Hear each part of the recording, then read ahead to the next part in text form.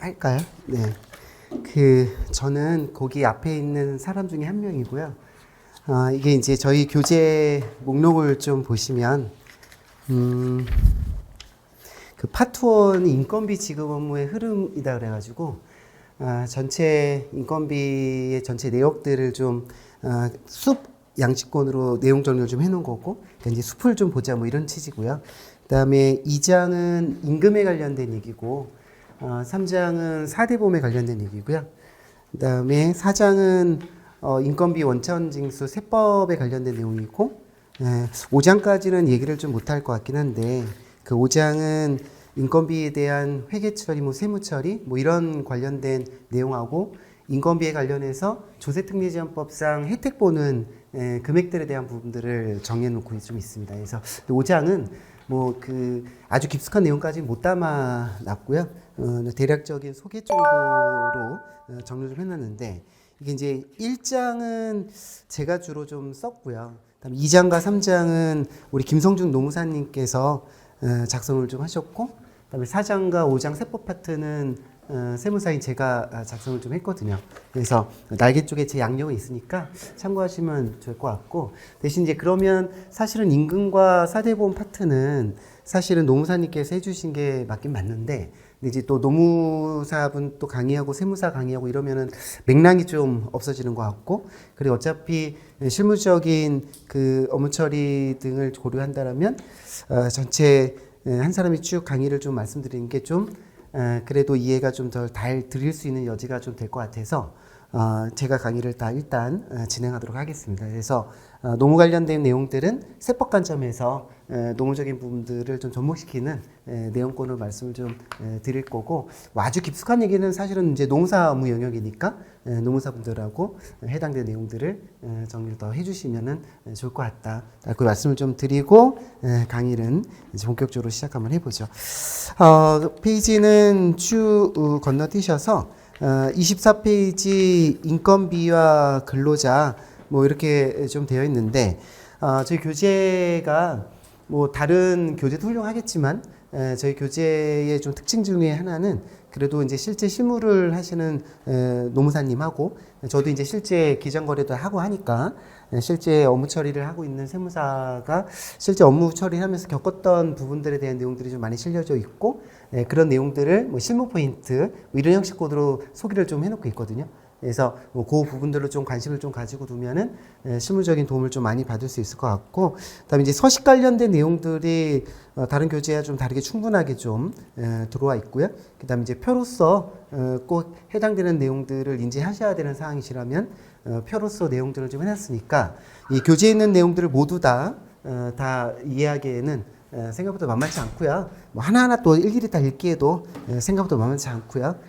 교재의 가장 좋은 용도 중에 하나는 밤에 잠 안 오실 때 읽으면 잠이 좀 금방 올 것 같긴 한데, 아무튼 뭐 제가 말씀드리는 거 위주로 해서 내용 체크를 좀 해주신다면 좋지 않을까 생각이 좀 들긴 합니다.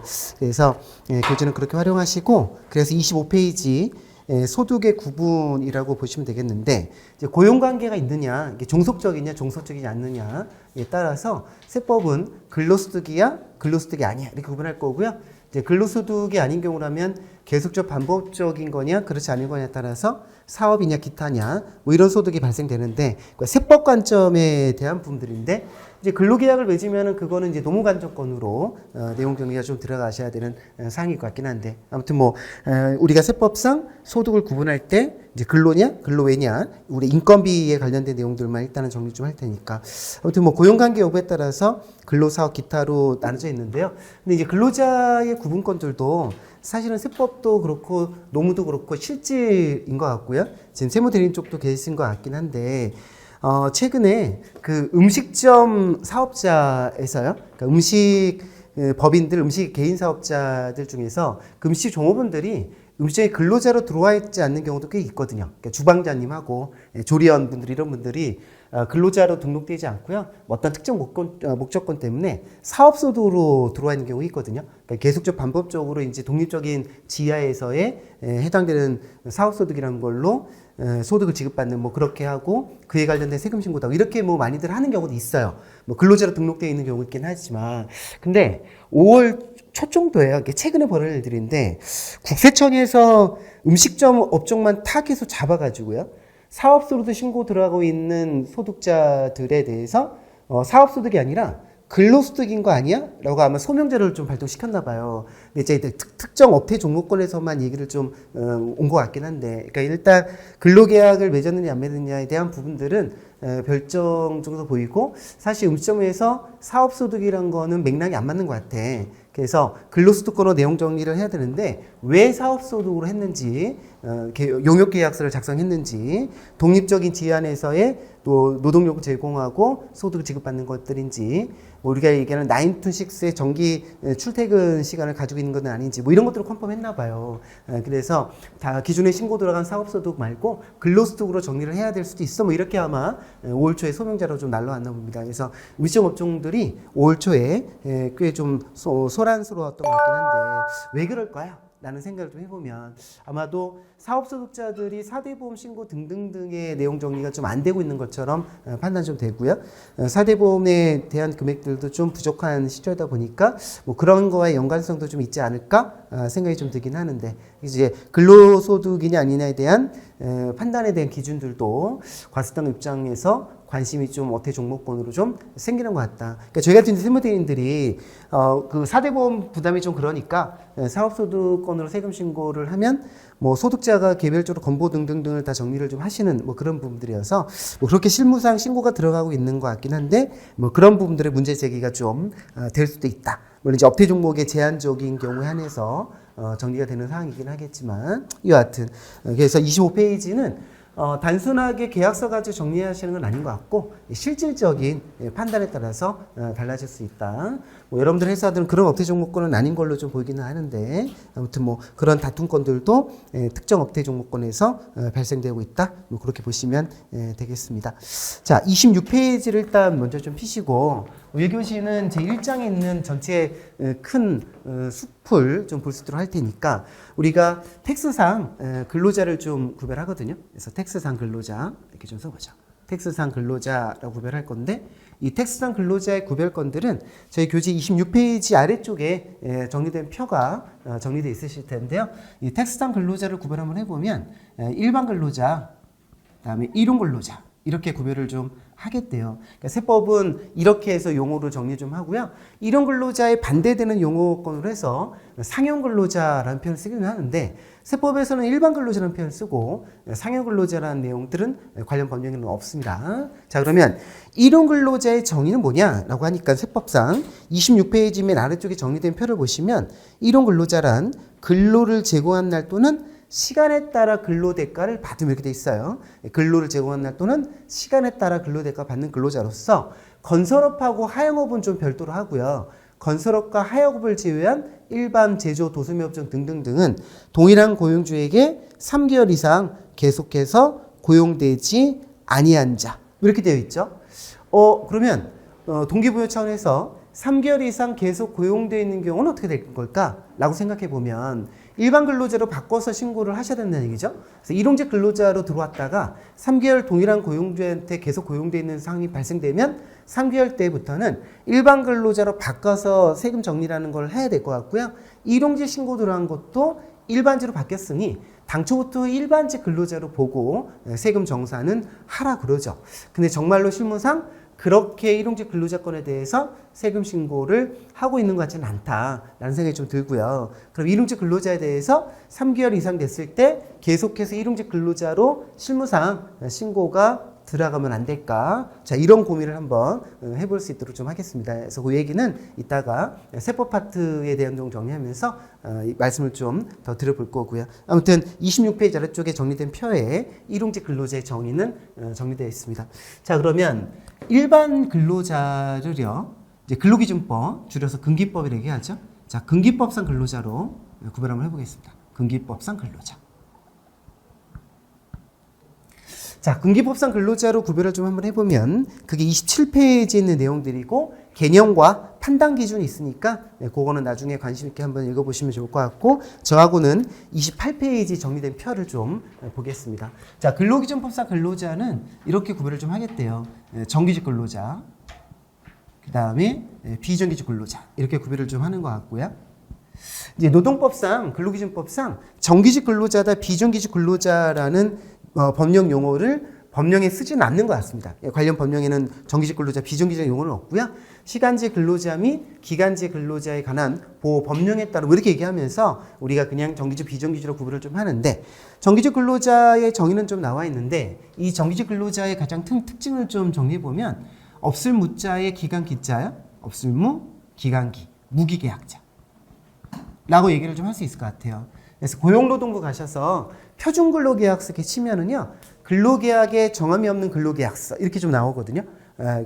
그분들을 우리는 정규직 근로자라고 얘기를 하면서 정년이 보장되는 근로자 이렇게 얘기하는 거죠. 그럼 이 정년이 보장되어 있는 정규직 근로자를 우리랑 어쩔 수 없이 좀 헤어져야 되겠다. 그러면 내일부터 회사가 좀 어려워져서 내일부터 나오지 마세요. 이렇게 얘기하면 안 되고요. 우리나라 근로기준법은 해고 통지를 좀 하셔야 되겠다. 정규직 근로자를 해고시키기 위해서는. 근데 해고 통지를 언제까지 하셔야 되냐면 퇴사 전 30일 전까지 해고 통지를 좀 하셔야 될 것 같아요.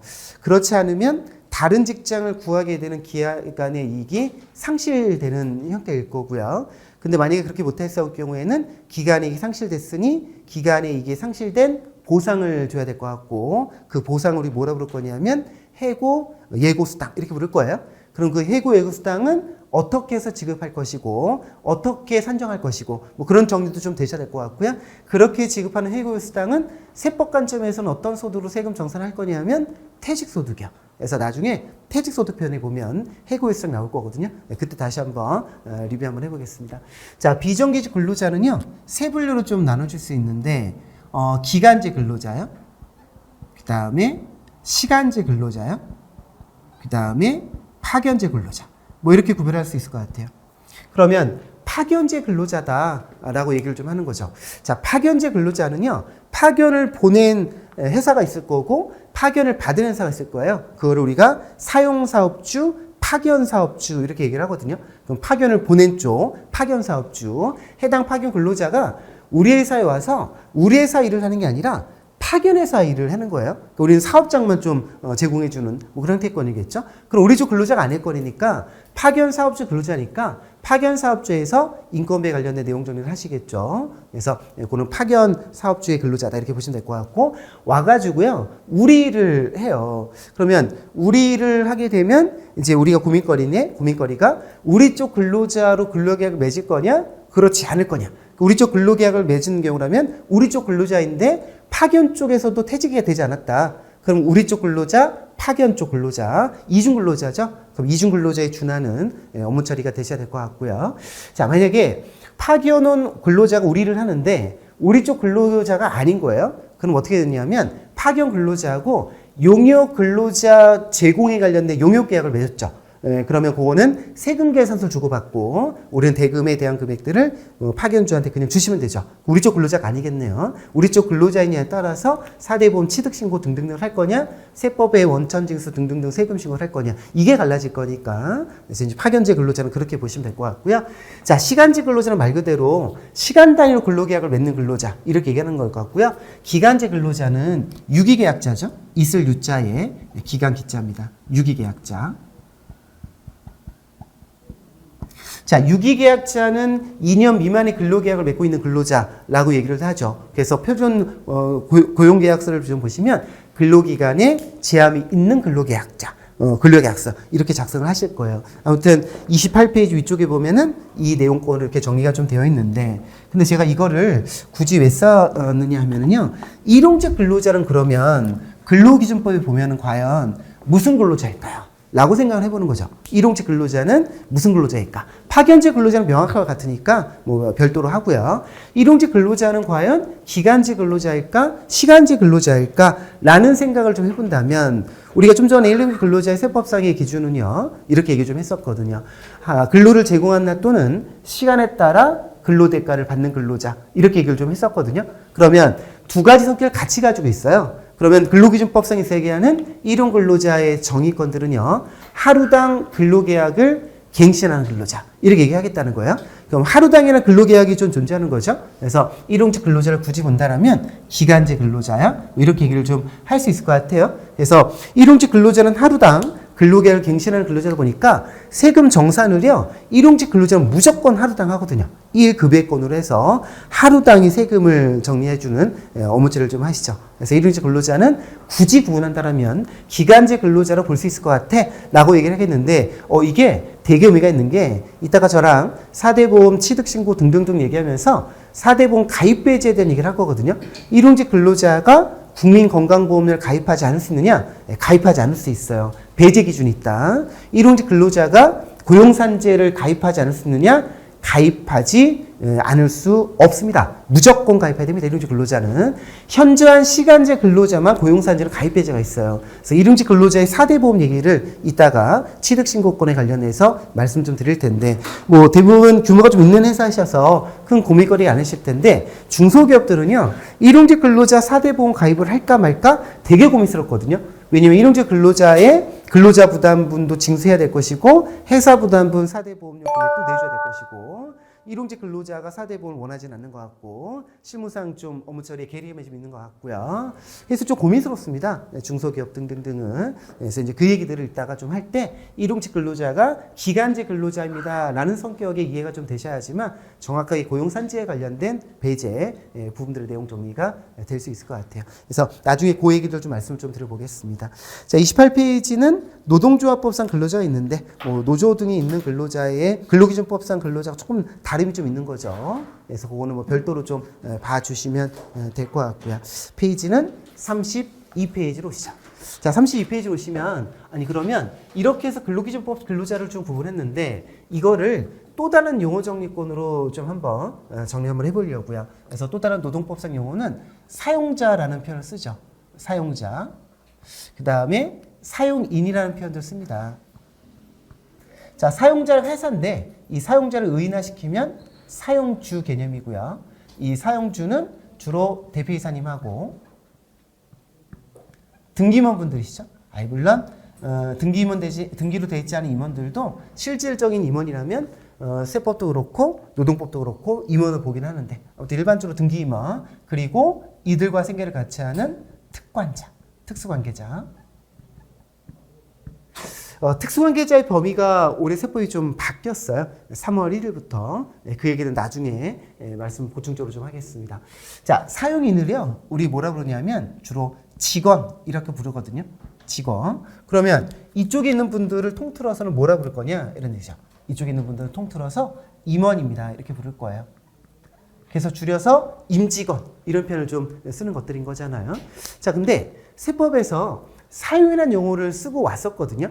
근데 2019년부터 법인세법이 더 이상 사용이라는 용어를 법인세법에서 쓰지 않겠대요. 그래서 법인세법은 무조건 2019년부터 사용인은 직원입니다. 그러니까 직원이라는 그 명칭이 우리가 얘기하는 사용이다. 이렇게 보시면 되겠는데 소득세법하고 부가세법, 조세특례제한법 이런 법에서는 여전히 사용이라는 표현을 써요. 그러니까 사용인이 우리가 얘기하는 직원이다. 뭐 이렇게 이해를 하시면 될 것 같긴 한데 세법에서 종업원 표현도 쓰죠. 종업원. 종업원은 과연 누구일까? 각각의 법령에서 얘기하는 용어권들이 조금씩 좀 다를 수 있다. 그래서 개별적인 법령권으로 확인을 한번 해볼 필요는 있는 것 같긴 한데 아무튼 임직원 이렇게 얘기를 좀 하는데 자, 두 가지를 말씀드리는 이유 중에 하나는 임원은요 우리가 얘기하는 근로기준법 근기법상 근로자가 아니시거든요. 근기법상 근로자가 아니고요. 직원은 근기법상 근로자죠. 근로기준법상 근로자. 그러면 근로기준법상 근로자 아니에 따라서 우리가 좀 고민 한번 해본다면 두 가지 고민사항이 있습니다. 첫 번째 고민사항은요. 나중에 말씀드리겠지만 고용산재의 취득 자격 기준이 근로기준법상 근로자거든요. 그럼 근로기준법상 근로자가 아닌 임원분들은 고용산재 가입이 되어 있으시면 안 되겠네? 그렇죠? 그래서 첫 번째가 고용산재 가입 여부. 고용산재 가입권. 뭐 직원은 당연히 가입하셔야 되겠고요. 임원은 가입을 하시면 안 된다고요. 그래서 임원이 뭐 일본 대기업들은 뭐 잘 정리하겠지만 역시 중소기업 등이거나 업무 처리를 하고자 하는 직원들이 굉장히 제한적인 중소기업 등등등이 보면은요. 임원분들이 고용산재 가입되는 경우가 있어요. 그럼 고용산재 가입을 왜 하십니까? 실업급여 등등등을 혜택을 보기 위해서 가입하시는 거잖아요. 그래서 나중에 실업급여 혜택을 보기 위해서 임원이 신청을 했는데 공단 쪽에서 아마 이럴 수 있어요. 여태까지 가입된 이력을 삭제하겠다. 그러면 실업급여 등등등 혜택을 못 주겠다는 뜻인 거잖아요. 당초부터 가입된 상자가 아니야. 그러니 가입된 이력은 삭제할 건데 아니 그러면 우리가 불입한 고용산재 보험료도 있을 거잖아요. 그럼 그건 어떻게 할 건데? 라고 하니까 노동법상 근로기준법상 임금의 권리를 주장할 수 있는 임금 소멸시효 기간이 있어요. 그게 3년이거든요. 3년치만 돌려줄게 라고 얘기하는 거죠.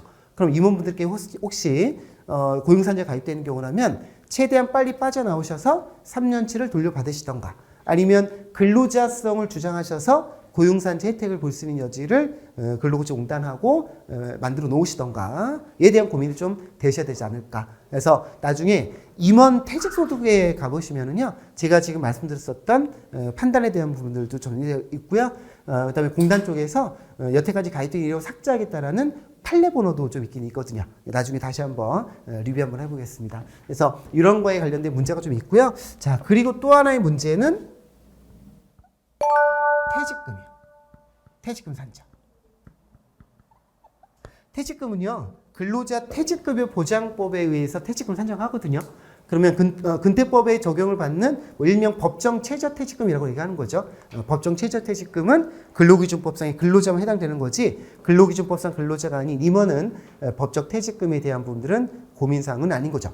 그렇죠. 그래서 근로기준법상 근로자는 법적 최저퇴직금을 당연히 지급을 받아야 되긴 하겠지만 임원은 근태법상 퇴직금 가지고 정리하시면 안 되고요. 나중에 말씀드리겠지만 임원 퇴직금 지급규정, 법인세법 규정입니다. 그리고 소득세법 한도가 있거든요. 그래서 퇴직금 산정하실 때 임원과 직원은 구분하셔서 해당되는 내용 정리를 하셔야 되겠다. 그래서 퇴직금 산정에 대한 부분들이 좀 다르다. 뭐 이런 부분들로 인지를 좀 하셔야 될 것 같아요. 그래서 근로자의 구분을 좀 해봤습니다. 그래서 세법상의 근로자 구분, 근로기준법상의 구분, 그리고 노동법, 세법 등에서 얘기하는 사용주, 사용인에 대한 용어 정리권들, 그런 것들이 어떠한 특징 등을 가지고 있는지에 대한 큰 틀은 이렇게 해서 정리를 한번 해보죠. 그래서 32페이지 아래쪽에 정리된 표, 33페이지 임원의 근로자성 이렇게 정리를 좀 해놨으니까 정리된 표 내용 가지고 기본적인 용어 정리 등등등은 이렇게 정리한 걸로 좀 보겠습니다. 자, 그러면 이제 첫 번째 근로자의 구분을 좀 해본 겁니다. 세법적 관점, 노동법적 관점 등으로 해서 구분을 좀 해봤고요. 자, 그리고 우리는 36페이지를 좀 피겠습니다. 자, 36페이지 텍스상 근로자한테 어떠한 대가 금액을 지급하는 거죠. 자, 그걸 우리 뭐라 부르냐면 근로소득을 지급한다는 표현을 할 건데, 근데 근로소득입니까? 근로소득이 아닙니까? 자, 일단 이렇게 구별을 좀 할 수 있고요. 자, 근로소득이라면 세금을 내는 근로소득입니까? 과세 근로소득. 세금을 내지 않아도 되는 근로소득입니까? 비과세 근로소득. 이렇게 구별할 수 있고요. 자, 과세 근로소득을 우리 뭐라 부르냐면 총급여액입니다. 이렇게 부를 거예요. 그래서 연말용 사놓고 나면은 근로소득 원천징수 수준이 있거든요. 그 근로소득 원천징수 중 16번이라는 항목이 있어요. 그 16번 용어가 총급여액입니다. 총급여액, 과세들은 근로소득을 얘기하는 거죠. 자, 세금을 내지 않은 비과세건들은요, 관련 법령이 두 가지가 있어요. 소득세법상 비과세, 소법비과세, 이렇게 쓸게요. 소법비과세, 조세특 내지 헌법상 비과세, 조특법 비과세, 이렇게 구별할 수 좀 있습니다.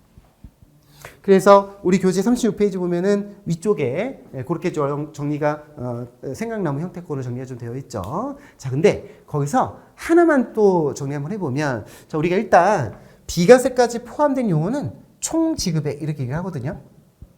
총지급액 이렇게 얘기하는데 우리가 원천신고라는 걸 하죠. 그래서 저랑 나중에 원천신고서를 좀 보긴 할 건데 원천신고서 보시면 총지급액을 보고하라고 되어 있고요. 근데 그 총지급액 보고, 이게 페이지를 좀 보고 갈까요? 그래서 보고 가시는 게 훨씬 더 좋을 것 같으니까. 페이지는 몇 페이지를 좀 보실 거냐 하면은요.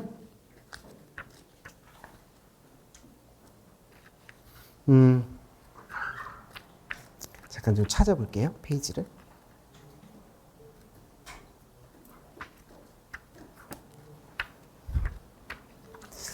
벌써 여름인 것 같죠? 너무 덥네요. 369페이지 좀 펴보실래요? 369페이지. 그 369페이지 보시면 그게 원천징수 이행상신고서 서식인데요.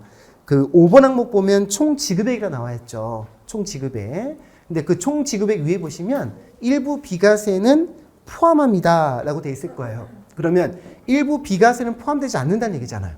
그렇죠? 우리가 세법상 세금을 물리지 않는 근로소득이 있는데 그걸 비과세라고 했었고 비과세까지 포함된 용어를 총 지급액이라고 했었는데 그 총 지급액 중에서 일부 비과세를 포함된다는 얘기는 반대로 일부 비과세는 포함되지 않는다는 얘기잖아요. 그래서 그게 368페이지 있는 거예요. 368페이지에 정리된 표를 보시면 동그라미 표시되는 게 있죠. X 표시되는 게 있죠. 그 동그라미 표시를 제출 비과세, X 표시를 미제출 비과세 이렇게 얘기를 할 거예요. 실무상 신고되는 비과세, 실무상 신고되지 않는 비과세 이렇게 얘기를 합니다. 그래서 369페이지, 8페이지 내용 가지고 근로소득의 큰 틀을 정리했는데 그러면 소득세법상 비과세, 조투법상 비과세 있는데 이 조투법상 비과세가 크게 두 가지가 있거든요. 우리사조합 인출금에 대한 비과세건하고 요즘에 스타트업 벤처에서 되게 많이 하는 스탁옵션 행사이익에 대한 비과세 그게 좀 있습니다. 자, 그게 조투법상 비과세인데 이 조투법상 비과세는 일명 제출 비과세예요. 제출 비과세. 요거를 실무상 신고되는 비과세입니다. 이렇게 얘기하거든요. 근데 소득세법상 비과세는 신고되지 되는 비과세도 있고 그렇지 않은 비과세도 있죠. 그래서 이거는 제출 비과세도 있고 미제출 비과세도 있습니다.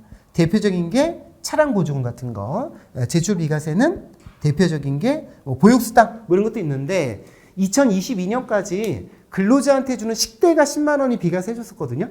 근데 23년 들어오면서 그 식대 비과세가 20만 원 바뀌었어요. 바뀌면서 식대가 제출 비과세 바뀌었어요. 근데 그게 언제부터 바뀌었냐면 2월 달부터 바뀌었습니다. 근데 2월 달에 바뀌었는데 사실은 1월 달에 정리되시는 거예요. 23년 소득 지급반부터 정리되는 거니까. 근데 원천징수 신고서에 신고된 데를 썼잖아요. 근데 식대가 비과세가 그래서 2월 달부터 반영됐을 거고요. 1월 달 건 반영이 안 됐을 거예요. 1월 달 원천 신고할 때 식대 비과세가 원천징수 총지급에 반영이 안 됐을 거라고요. 관련 법령이 늦게 통과됐거든요. 시행령이 있는 법령권이기 때문에 2월 마지막 주에 통과됐어요. 시행령이. 그래서 국세청이 뭐라 그러냐면 1월 달 거는 우리가 나중에 말씀드리겠지만 2월 10일 날 신고 들어갔을 거거든요. 원천세 세금 신고라는 게. 그래서 1월 달 거를 그럼 고쳐야 돼? 이렇게 물어보니까 그거는 좀 우리가 실무 편의를 좀 봐줄게. 1월 달 거는 고치지 않아도 괜찮아. 2월 달 것부터 잘 반영해서 세금 신고를 하면 돼. 이렇게 얘기하는데 이러면서 올해 고민사항이 좀 하나 생겼어요. 그 얘기는 또 나중에 말씀 좀 들어보겠습니다. 아무튼 세법상에는 근로수익이냐 아니냐 등등등 이렇게 구별을 좀 할 거예요. 다시 36페이지 들어오시면 실무 포인트의 첫 번째 근로수익이었습니다. 자, 그런데 이거를 4대 보험법상의 내용들을 좀 보면 국민연금은 소득, 건강보험료 보수, 고용산재는 월평균 보세를 쓸 거고 조금 자세하게 정리가 좀 되긴 하지만 좀 직관적으로 좀 표현을 해보면 4대 보험법상의 기준금액은요. 이 금액들이요. 총 금액권 하고요. 이 조투법상 비과세요. 이 두 가지를 우리가 실무상 4대 보험의 기준금액이야. 이렇게 얘기하거든요. 4대 보험 기준금액. 그래서 근로소득권이 정리가 되면 그게 과세라면 4대 보험료 좀 더 나오는 거고요. 가장 많이 오류 중에 하나가 스탁옵션 행사 얘기를 하게 되면 스탁옵션 비과세권들이 작년까지 5천만 원, 올해 세법이 개정되면서 2억이거든요. 그래서 이제 스탁옵션 행사 이익을 2억을 만들어서 비과세를 만들었어요. 그럼 세금 한 푼도 안 내거든요. 그러니까 세금 한 푼도 안 내. 근데 건보가 나올 거라고요. 건강보험료 4대 보험 기준금액에 들어가다 보니까 그래서 이제 그런 부분들까지 생각을 좀 하시면서 의사결정이 좀 필요할 수도 있다. 자, 그렇게 보시죠. 자, 아무튼 이거는 근로소득권에 관련된 내용이었었고요. 자, 그러면 근로기준법에서는 우리 근로소득을 뭐라 부를 거냐면 임금이야, 임금이 아니야 이렇게 부를 거예요. 임금과 임금이 아닙니다. 이렇게 좀 부릅니다. 그러니까 이제 이게 세법은 좀 다른 거죠. 그러면 세법하고 세법에서 얘기하는 근로소득하고 근로기준법에서 얘기하는 임금하고 차이별점은 분명히 좀 있는 거죠. 그래서 임금은 일반적으로 근로제공 대가야 이런 얘기를 합니다. 근로 대가로 받는 금액들인 거야? 이런 얘기를 좀 하는데, 그런데 임금은요, 다시 둘로 좀 나눠주는 거죠. 평균 임금인 거야? 통사 임금인 거야? 라는 것들인 거고, 평균 임금은 주로 퇴직금 산정할 때, 그리고 실업급여 산정할 때 이용되는 거고요. 통사 임금은 평균 임금에 최저하는 걸 보장할 거예요. 평균 임금 최저한을 보장하고, 그리고 각종 수단 상정할 때 이용을 하죠. 그러면 퇴직금이라는 걸 할 때는 우리가 얘기하는 평균 임금 가지고 내용 정리를 좀 하는 것들인데요. 통사 임금으로 퇴직금도 계산을 해봐야죠. 평균 임금의 최저를 보장한다니까. 그래서 통사 임금과 평균 임금의 둘 중 큰 금액을 가지고 근태법상 최저 법적 퇴직금을 지급하도록 되어 있다. 이런 얘기들인 거죠. 근데 비슷해요. 근로소득하고 임금은 비슷하긴 한데, 근데 근로소득은 세법에서 열거하고 있지 않은 것들은 무조건 모두 다 근로소득권이거든요. 은혜적인 성격으로 회사가 주는 돈도 세법은 근로소득 좀 보거든요. 근데 은혜적인 성격이라면 그게 근로적인 대가가 아니니까 노동법상은 임금이 아닐 수 있다. 이런 거죠. 그래서 근로소득의 과세가 임금이 아닐 수도 있고, 근로소득의 비과세가 임금일 수도 있습니다. 그래서 각각의 기준대로 각각 보셔야지 이게 똑같다 이렇게 보시는 것들은 아닌 것 같다. 그래서 좀 이런 것 같아요. 우리가 중소기업에 있는 분들은요, 뭐 세무 쪽에 계신 세무대행 쪽에 있는 분들 마찬가지긴 한데, 한 사람이 모든 업무를 잘 하시거든요. 회계도 하시고 인사도 하시고 사대보험도 하시고 멀티플레이어 하시는데, 규모가 좀 있는 회사들 좀 보면은요, 업무 분장이 좀 돼 있으세요. 급여 정리는 따로 하시고 사대보험 정리도 또 다른 분들이 하시고, 그렇게 정리된 거 가지고 세금 신고는 또 다른 부서에서 하시고, 그럼 이제 세부께서 커뮤니케이션이 잘 되셔야지만 업무 처리가 오류 없이 잘 정리가 되는데, 뭔가 하나가 삐끗하다 보면은 세금 신고 잘못됐다거나, 세금 신고는 잘 됐는데 임금이 뭔가 잘못됐다거나, 이런 상황이 발생될 거를 배제할 수는 없는 것 같다. 그래서 혹시 규모가 있는 회사에서 업무 분장이 좀 잘 돼 있는 경우라면 인사 파트 계신 분들은 세법에 관심을 조금 더 가져주셨으면 좋겠고, 세법 파트에 있으신 분들은 인사 사대보험 쪽에 관심을 좀 더 가져주시면은 업무 처리에 대한 교류가 되면서 업무 처리의 소칭 뻥이 발생되지 않을 것 같아. 그래서 뭐 멀티플레이어 하시는 중소기업들은 다 전반적인 내용들을 좀 넓게 가져가시긴 하지만, 뭐 깊게는 못 가져간다 하더라도 그에 비해서 업무 분장이 되어 있는 규모가 좀 있는 회사들은 깊게 업무 처리를 되시는데 또 세법과의 유기적인 연관성에 대한 부분이 좀 아쉬운 것 같다. 그래서 공통적인 부분들로 통합사고를 한번 해봤으면 좋겠다라고 취지하에 이 책을 썼고요. 그리고 이 책에 대한 강의를 좀 진행하고 있는 거니까 통합적인 사고를 좀 한번 해보자, 이렇게 말씀 좀 드려보죠. 36페이지는 이렇게 해서 큰 틀로 말씀 좀 드려볼 거고, 세부적인 내용권들은 또 다른 파트 쪽에서 자세하게 한번 검토를 한번 해보겠습니다. 37페이지는 근로소득이냐 보수냐 임금이냐에 대한 부분들을 수당 명칭권으로 해서 내용 정리를 한 것들인데, 뭐 100% 정해진 건 아니고요. 사실관계에 따라 달라질 수는 있습니다. 일반적인 경우들로 설명되어 있는 거니까 참고하시면 되겠습니다. 교재는 39페이지, 40페이지로 오시면 될 것 같고요. 자, 그러면 저랑 근로자를 구분을 했었고, 각각에서 얘기하는 근로소득 등등등 얘기를 했었는데, 근로자가 입사를 해서요. 근로자가 이제 입사를 하죠. 근로자 입사하고, 근로자가 재직하겠죠? 근로자 재직. 그리고 마지막에 근로자 퇴사할 수 있거든요. 근로자 퇴사. 각각의 어떤 업무 처리도 좀 하시면 좀 어떨까, 그것들 정리 한번 해보려고요. 그래서 이제 근로자가 입사하면 첫 번째는 근로계약서 작성하시겠죠? 근로계약서 작성합니다. 저보다 훨씬 더 작성 잘 하실 것 같고, 작성하지 않으면 같은 대상이니까 적절히 작성 잘 될 수 있도록 하시면 될 것 같고요. 자, 두 번째는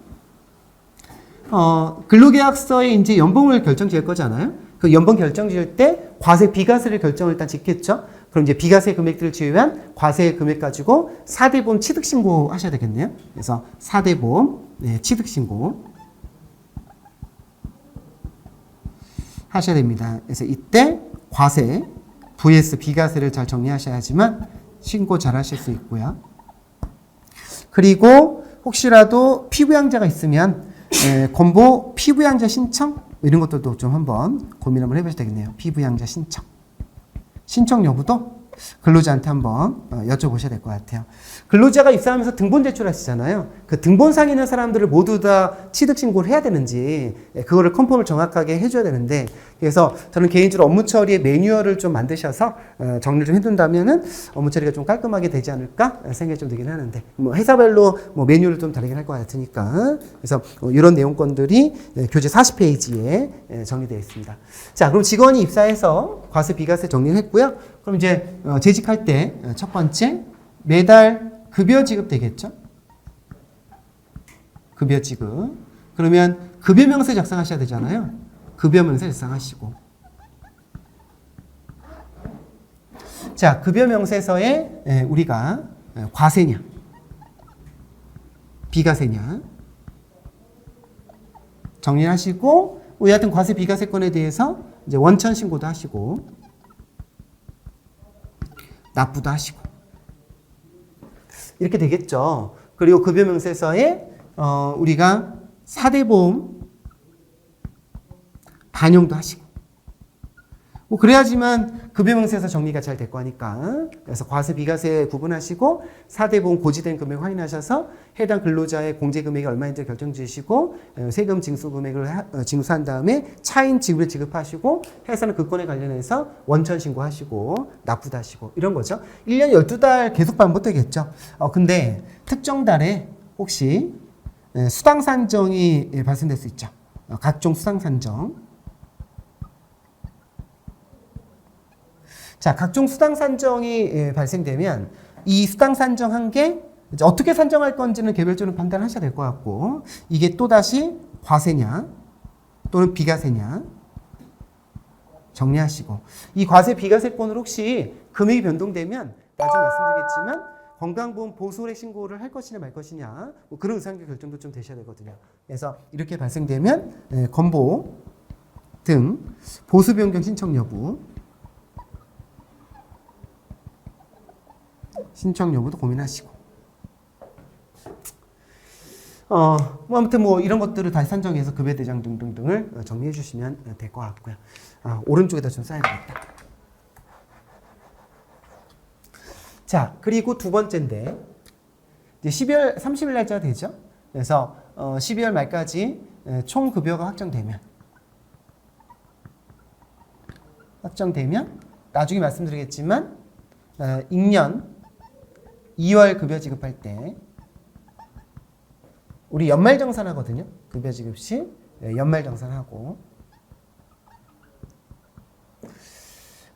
그리고 3월 10일까지 연말정산 신고하시죠. 혹시 납부, 환급도 발생될 수 있고요. 경우에 따라서는 지급명세서라는 서류라는 걸 제출하실 수도 있다. 뭐 이런 거해서 제출까지 하시죠. 자, 그럼 이제 세 번째, 3월 10일까지 끝났으니까 3월 10일까지, 3월 15일까지 각각 건강 고용산재 보수총액 신고하시죠.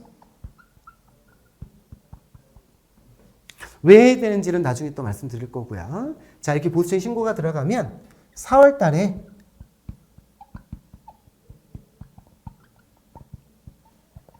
건보 정산됩니다. 그러면 이 정산된 이 금액이 전년도껏 정산권인데, 이 전년도껏 정산권들을 이제 급여대장에 다시 4월 달에 반영해야 될 것이고, 4월 달에 건보 금액이 바뀔 거거든요. 정확하게 해당되는 금액을 확인하셔서 급여대장을 작성하셔야 되겠네요. 나중에 다시 자세하게 계산을 통해서 해당되는 금액들을 만들어 볼 거고요. 뭐 좀 늦게 하셔도 괜찮긴 하죠. 예전에는 팩스가 날라오고 했었거든요. 예전에 강의할 때는요, 그렇게 팩스 날라오면 부서장님, 대표님 보시기 전에 찢어버리자.